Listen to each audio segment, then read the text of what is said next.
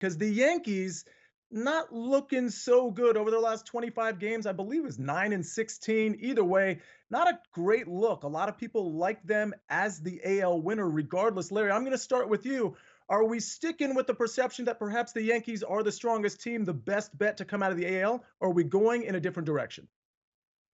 Definitely going in a different direction, CM. What if I told you there's a team that's currently in the playoffs that's top 10 in home runs, top 10 in steals, has a big three starters that can match up with almost any team. They have an elite closer. And over the last month, they're 16-6 with an OPS that's 776. And that's the Boston Red Sox of all teams, picked to finish last for the third straight year and just continue to defy expectations. And we saw them take care of the Yankees again, 2 out of 3. They've won 4 of 6 against the Yankees and getting 20-1 on the Boston Red Sox. They have a 1.5 game lead over the Royals right now for that final wild card spot. And I think this is the year they're going to be buyers at the deadline because they just have a lot of talent to build around to make this run with Devers and Duran and Connor Wong, who probably should have been an all-star too. So they probably should have had 5 all-stars.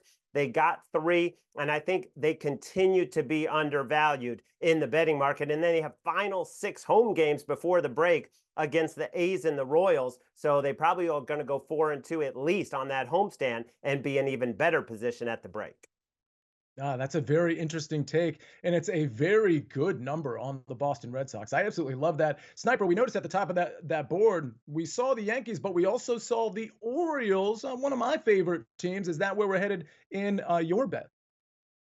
Yeah, it is. I had the Orioles in spring training to win the American League, and I haven't seen anything that would make me change my mind there. Yes, they did lose John Means and Kyle Bradish for the season, but I'm expecting Mike Elias to be aggressive heading toward the trade deadline to get some starting pitching help in there. He got Corbin Burns in the spring, had to give up Joey Ortiz to do it, but they have so much position playing prospect depth that they have players in the minors to spare here. So the offense is so good. They need to supplement that with a starting pitcher to kind of go between Corbin Burns and Grayson Rodriguez, and then Dean Kramer would be the number 4 playoff starter there. They'd probably need another back end bullpen arm to go along with Craig Kimbrell there toward the end of games, but they have such a good offense, so deep, as I said, position playing wise, prospects wise, that I think that they're going to be able to make a big splash heading toward the trade deadline. Maybe something similar to what we saw with the Rangers last year when they went out and got Jordan Montgomery and Max Scherzer, and then they went on to win the World Series. I like the Orioles to make a similar splash this year. And hey, they're already in such a good position anyway. They got the experience in the playoffs last year, got that under their belt. They got swept, so they're going to be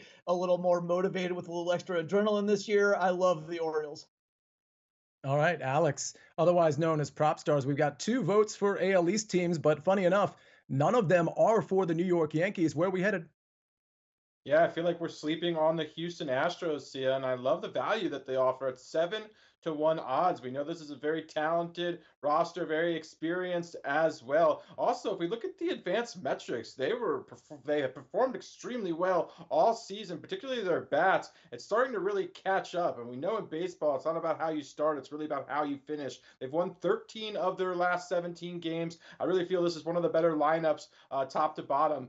The statistics certainly back that up as well, and the pitching staff is getting healthy. You got Justin Verlander likely returning shortly after the All-Star break. Framber Valdez has pitched really well, returning to form. All-Star caliber pitcher there. And then the younger pitchers, Ronel Blanco, Hunter Brown, have been great down the stretch, particularly over the last 6 to 8 starts. So I really feel like this Astros team, they're heading in the right direction.